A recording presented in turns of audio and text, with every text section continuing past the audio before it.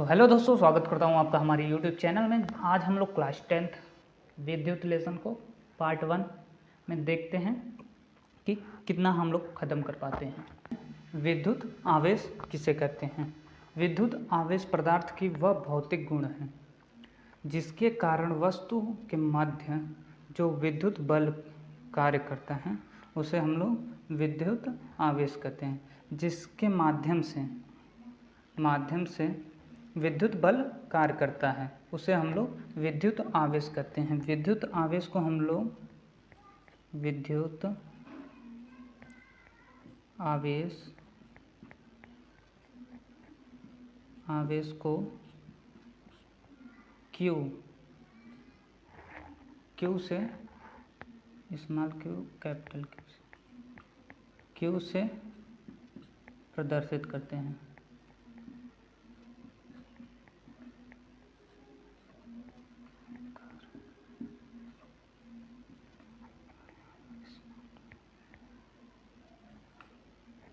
Q से small Q से प्रदर्शित करते हैं।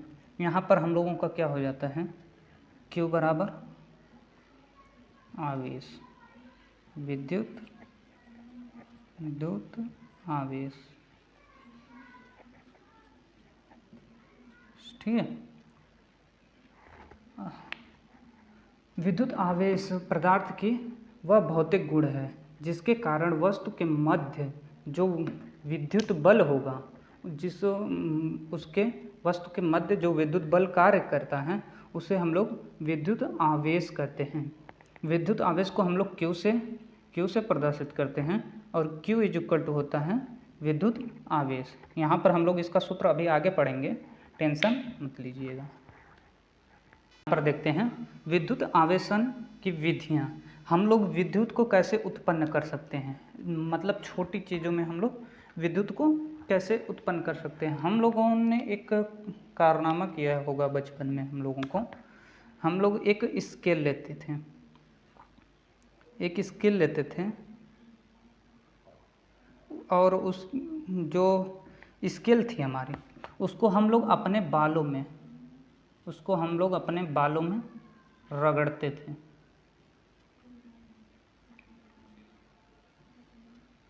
उसको हम लोग अपने बालों में ऐसे रगड़ के कागज़ के जो छोटे छोटे टुकड़े होते थे उसको हम लोग उसके पास लेकर आते थे। जैसे ही उसके पास लेकर आते थे तो ये कागज़ के जो छोटे छोटे कण होते थे ये स्केल पे चिपक जाते थे, ठीक है।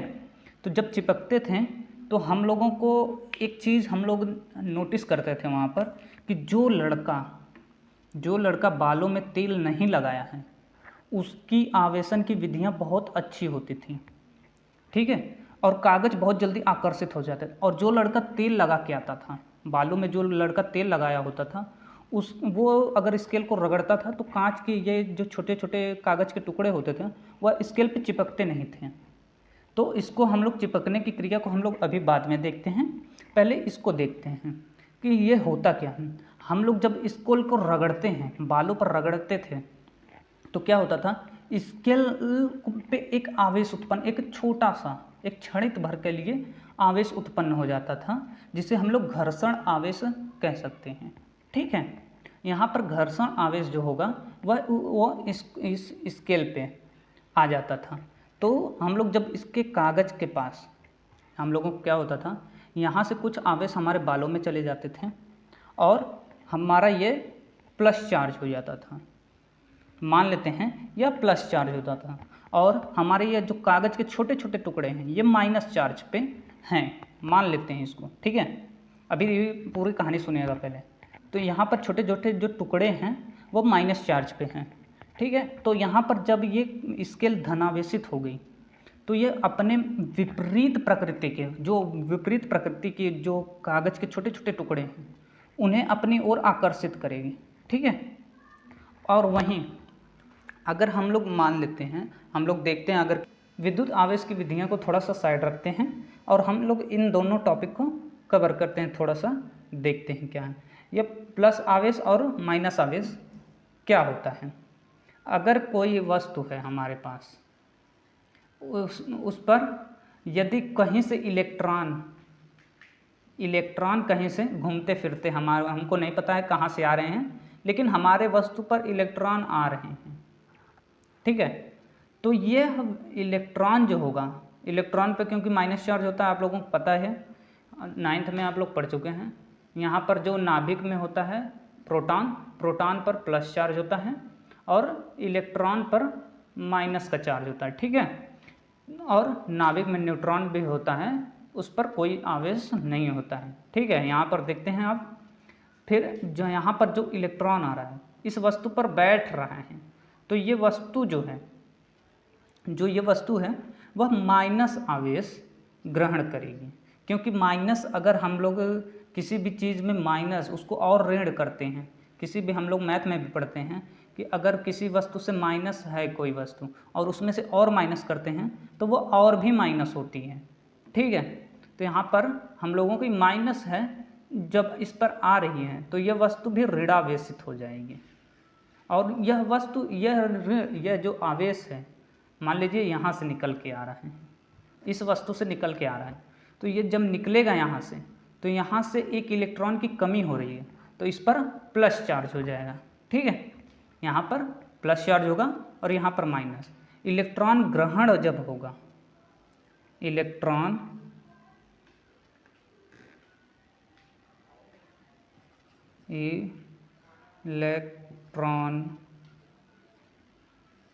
जब ग्रहण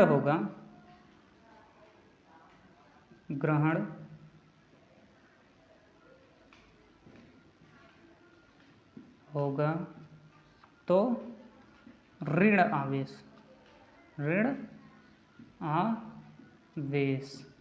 ठीक है। अगर इलेक्ट्रॉन बाहर जा रहा है, इलेक्ट्रॉन बाहर जा रहा है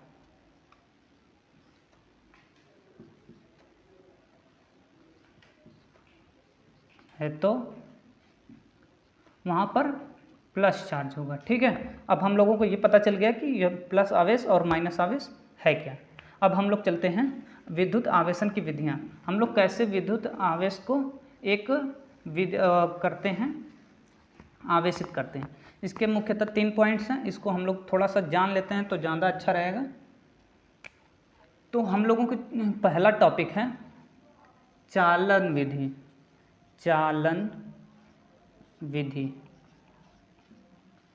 ठीक है। दूसरी है घर्षण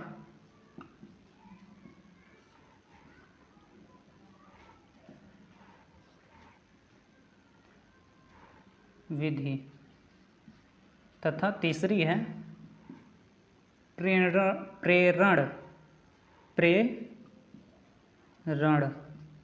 विधि।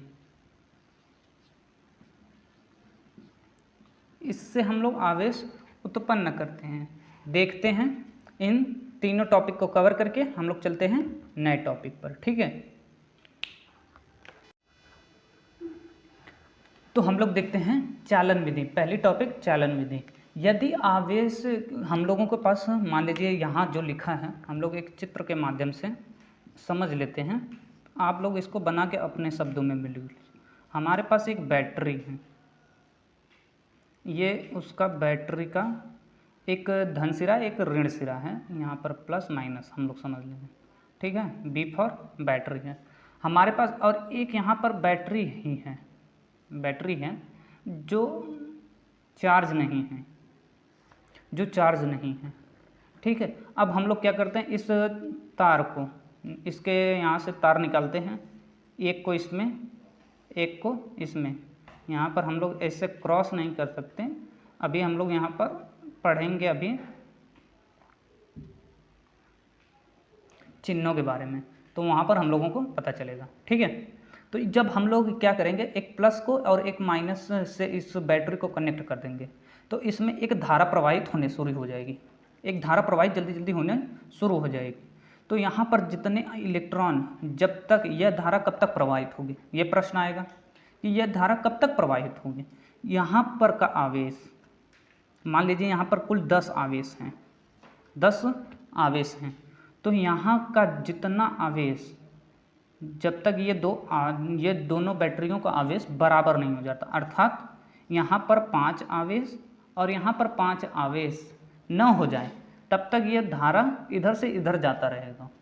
ठीक है, तो ऐसी विधियों को हम लोग चालन विधि कहते हैं। मतलब कोई भी वस्तु है जिस पे कोई चार्ज नहीं है, उसको हम लोग किसी भी एक चार्जिंग पॉइंट से चार्ज कर देते हैं, उसे हम लोग चालन विधि कहते हैं। ठीक है, आप लोग अपने शब्दों में बना के लिखिएगा अपने नोट्स पर।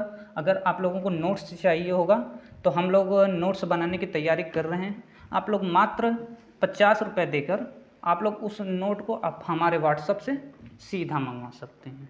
ठीक है, हम लोग इसके बारे में अभी जानेंगे। तो दूसरी टॉपिक है हमारी घर्षण विधि।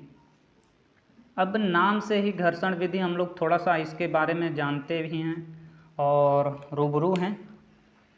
घर्षण विधि में क्या होती है, मान लीजिए हमारे पास कोई एक आवेश है, उसको हम लोग रगड़ रगड़ कर आवेशित करते हैं। देखिए, मान लीजिए हमारे पास एक ऐसा आवेश है, ये मान लीजिए हमारे पास कोई भी एक चीज़ है जिसको हम लोग रगड़ रहे हैं आपस में। मान लीजिए हम लोग अपनी हथेलियों को ऐसे रगड़ रहे हैं, ऐसे लेकर ऐसे रगड़ना शुरू कर रहे हैं, तो हम लोग महसूस करेंगे कि हमारी जो रगड़न की या ये जो तल है ये गर्म हो रहा है।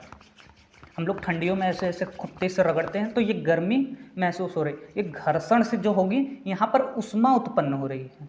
ठीक है, लेकिन तो हम लोग किसी भी अगर धातु है या फिर हम लोग एबोनाइट की छड़ लेते हैं, उसको बिल्ली की खाल पर रगड़ देते हैं तो माइनस चार्ज आ जाता है छड़ पर ना, या प्लस चार्ज आ जाता है, जो भी चार्ज आए, लेकिन तो उस पर ये नहीं होता है कि कोई फिक्स चार्ज ही आए। अगर हम एबोनाइट की छड़ पर कपड़े पर रगड़ दें तो क्या पता कोई और आवेश आ जाए, उस पर धन आवेश आ जाए या फिर ऋण आवेश आ जाए। ठीक है, तो यहाँ पर हम लोग आवेश को रगड़ते हैं।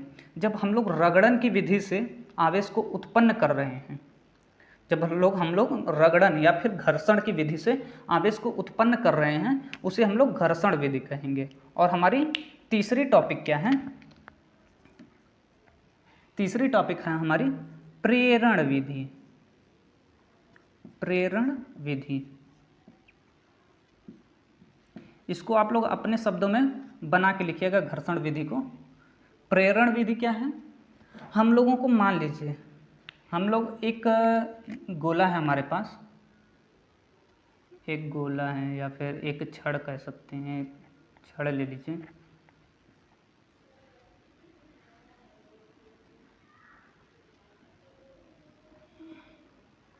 इस पर प्लस चार्ज है और इसको अपने इसके पास लेकर जाते हैं, इसको अब इसके पास लेकर जाते हैं तो इसमें क्या होगा, इसमें हम लोग प्रेरण विधियों में इसके जब हम लोग पास लेकर जाएंगे, छूला इसको टच नहीं करना है। हम लोग क्या कर रहे थे पहले वाले टॉपिक में, हम लोग इसको एक तार से कनेक्ट कर दे रहे थे, टच करा दे रहे थे, लेकिन इसको टच नहीं करना है। क्या करना है, हम लोगों को यही चीज़ एकदम बिल्कुल इसके पास, मान लीजिए हम लोग यहाँ से इसको हटाकर एकदम बिल्कुल इसके पास यहाँ पर रख दे रहे हैं।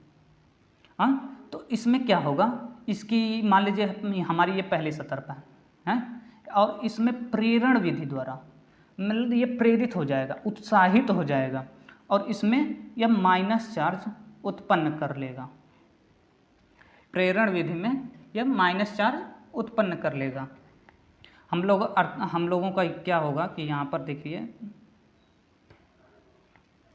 यहाँ पर मान लीजिए हमारा प्लस चार्ज है इस वाले सतह पर, अगली वाली सतह पर, तो यहाँ पर ये पिछली वाली जो सतह होगी ना, ये इसकी अगली वाली, यहाँ पर प्लस चार्ज हो जाएगा, माइनस चार्ज हो जाएगा।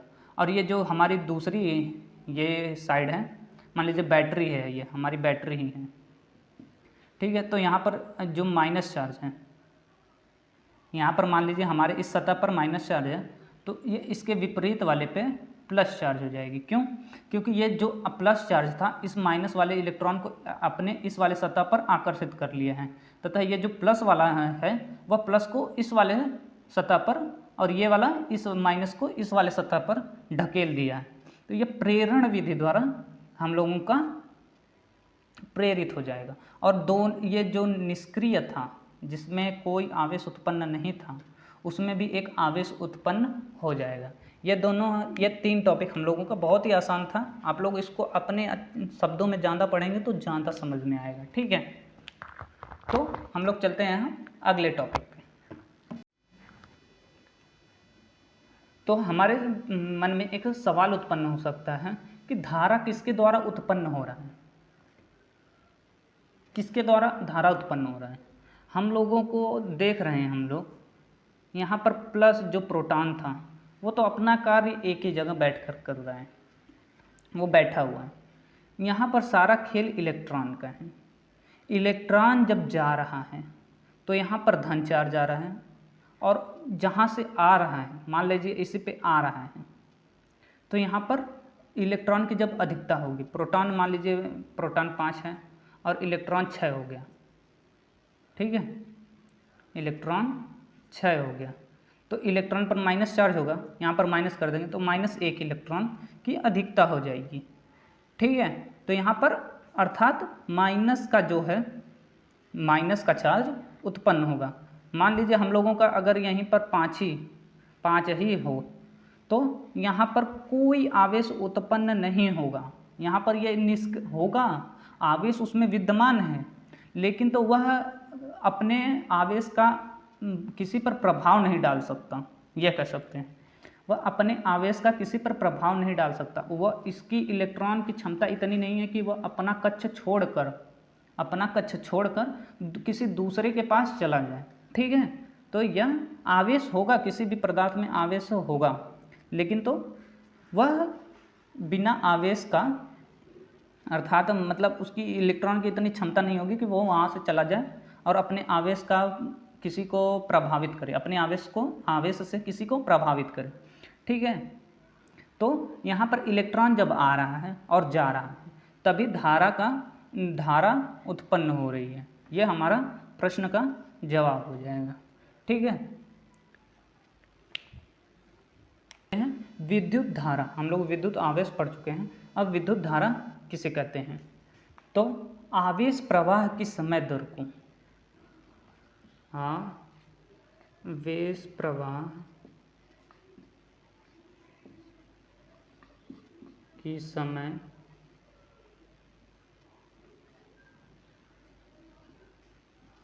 दर को विद्युत धारा कहते हैं।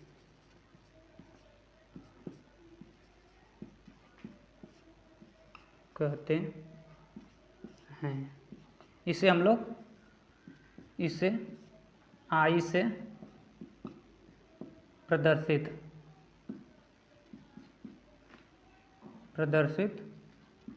करते हैं, ठीक है।